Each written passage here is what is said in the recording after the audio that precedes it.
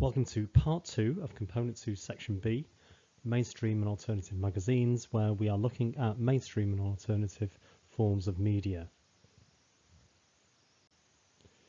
Remember, the two set texts that we're studying for this topic are as follows. One is Huck magazine, published by TCO London, and of course this is our example of alternative media. And the opposite of that is the Woman's Realm magazine from 1965, February 1965, which is our example of mainstream media. And of course, Huck magazine is a contemporary magazine, that means modern day, whereas Woman's Realm magazine is of course historical.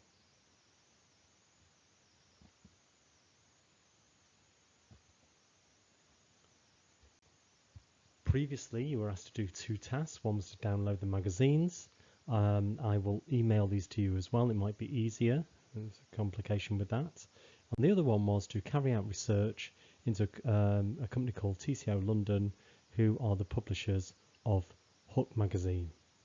And I wanted you to look at this in detail and get a real feel for this type for the type of company that TCO actually are.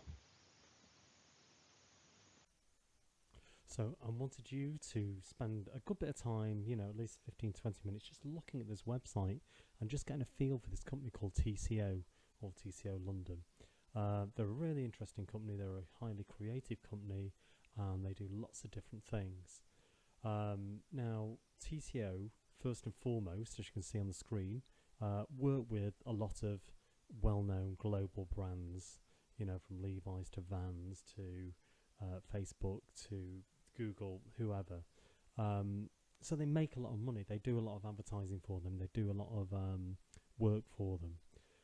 Now, one of the things that they do that make them an interesting company is they do research into audiences. So the audience really for Huck magazine is a millennial audience, and they research into audiences, and they find out quite a lot about this audience in terms of what matters to them, and that's the focus for their marketing and advertising. It's not just trying to sell something to people, but it's actually trying to work out what this audience are interested in, what they're bothered about. Is it the environment, is it sort of jobs, is it racism, is it issues like that.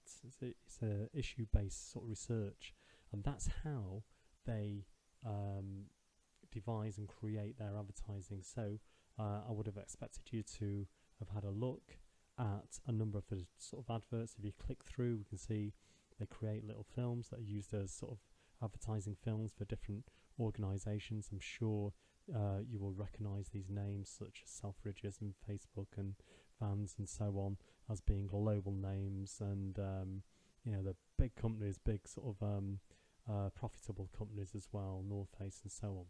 And they work with them and they create a different type of advertising that appeals to an audience, a millennial audience, who are issue-based, bothered about issues. So obviously TCO working with companies like this are going to make lots of money. They're going to make money. And what they do is use that money to actually do other things as well. So rather than just make money, they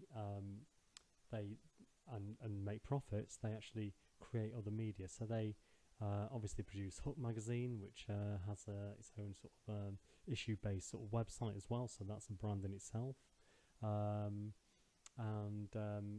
It also publishes another magazine called Little White Lies, and this is a film magazine, but of course it will look at different types of sort of films as well, not mainstream types of films. So here this film it's reviewing is about race and issues, and it's very sort of issue based. So yeah, that's the sort of thing that I need you to be looking at and thinking about and just getting a feel for this company.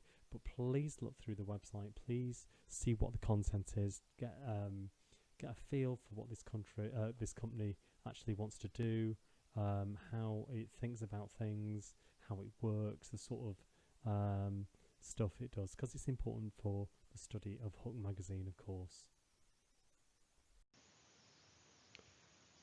The key things that I wanted you to get from TCO that I'm sure you picked up on are as follows.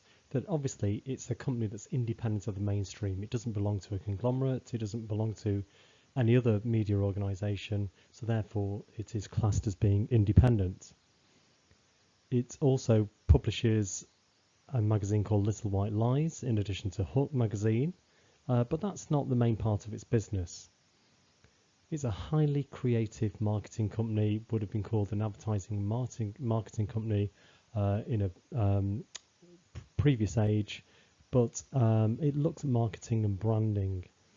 Now, what it does is look at issues that matter to people.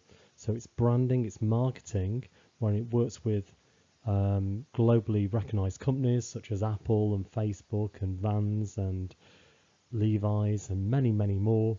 It will actually research into issues that the audience are bothered about. So it could be things like the environment, it could be things like racism, it could be things like diversity or a lack of diversity, and so on.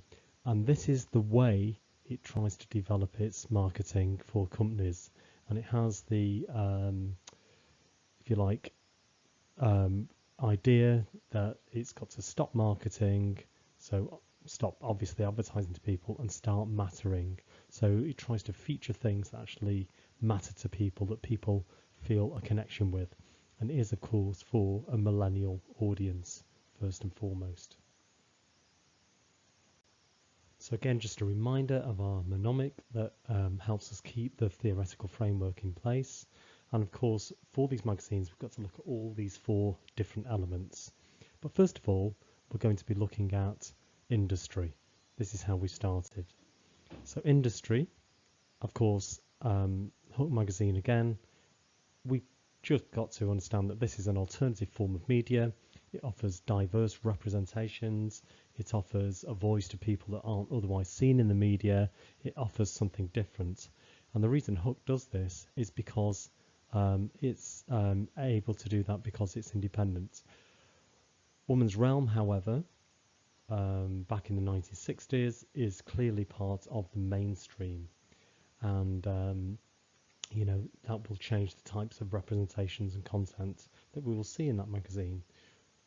Huck, of course, is independent. It's independent of other big conglomerate companies or other companies, and it has more creative freedom, whereas Woman's Realm was owned by a conglomerate that we're going to look at in a moment. So Woman's Realm, of course, is from the 1960s, and in the 1950s and 1960s, if we look at things historically, women's magazines were extremely popular.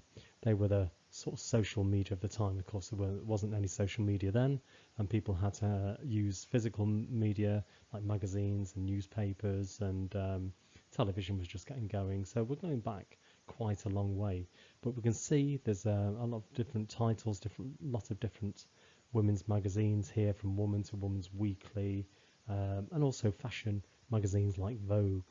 Now, one thing you might notice with these in the 1950s and 1960s, we don't see an objectification of the female body. There's a lot of covering of the body, and women sort of were seen sort of more in the background and not really to be noticed. Okay, so key things we can think about this, and I would like you to have a read about this in your own time. This being the golden age for magazines, and a key statistic, if you like, is that 5 out of 6 British women said they read at least one woman's magazine a week. This was in the 1950s and in the 1960s, where women's magazines were extremely popular and extremely influential.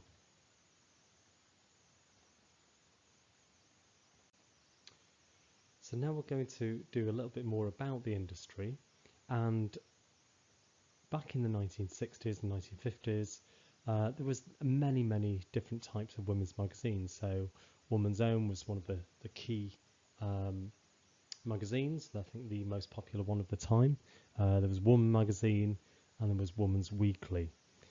Now, all of these companies, all of these magazines rather, were taken over by a company called IPC. IPC were a major conglomerate, and eventually they became the main conglomerate for magazines, and in particular women's magazines in the 1960s.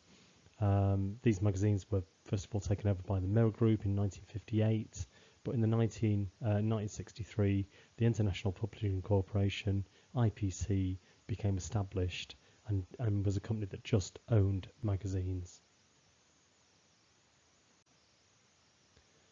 IPC, of course, were horizontally integrated because they owned many different types of magazines, not only in Britain, but they owned a lot of titles across the world as well. So they're an extremely powerful company. And remember, if you're horizontally integrated, you cut out a lot of the competition. You focus a large part of the audience on what is popular. But IPC also printed and distributed their own magazines. So they own big print factories, they own a fleet of lorries that would take magazines around to different news agents in different parts of the country.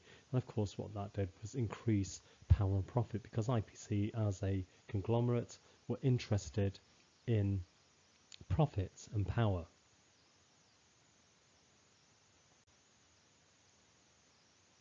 Of course, more ideas about women's realm, and again, you will need to sort of look at this and know some of the detail, and in order to give you context on it. So it was launched in 1958, in February 1958, in order to take the pressure off a very popular magazine called Woman Magazine, which was selling 3 million copies per issue.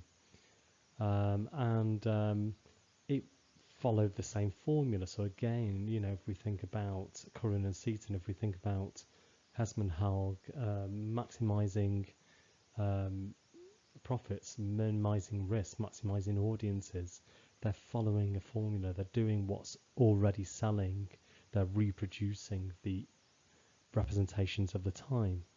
Okay, so they're not doing anything different. Women's Realm actually lasted from 1958 till 2001, when there was a drop in the popularity of magazines. People weren't as interested because it became a bit outdated, and it actually sort of merged with another magazine called Woman's Weekly and was sort of taken over by that. But we can have a look at the statistics here. Sales of women's magazines reached 12 million copies per week in the 1960s, so we can imagine how, you know, influential they were. And Woman's Realm itself were around 1.2 million copies per week in 1960. So these are very influential and important pieces of media for the audience in the 1960s. Okay, so key ideas about the magazine industry now and then. We've got to keep in mind that the industry is dominated by a small number of publishers. IPC were the biggest in the world, and they used horizontal integration, owning lots and lots of different magazines in order to increase their power and profit. Okay, there was a relatively smaller number of magazines because a lot of these magazines were just reproducing the same mainstream ideas, and they didn't offer a diverse range of representations, or even, you know, what articles were about, or the subject matter in the magazines. As we've just said, the magazines within the 1960s, there was about 12 million copies per week of women's magazines as a whole being sold. They used to publish magazines on different days. Woman's Realm would be published on one day, Woman on another, just to, you know, sort of try to differentiate between sort of audiences. But many people would buy, you know, more than one magazine, or many women would buy more than one magazine at this time. It was 6D or 6 pennies, 6 old pennies, and this made it very affordable for the mass audience. So it was aimed at a mass audience, not a niche audience, not a specialized audience, but a mass audience with a range of different views.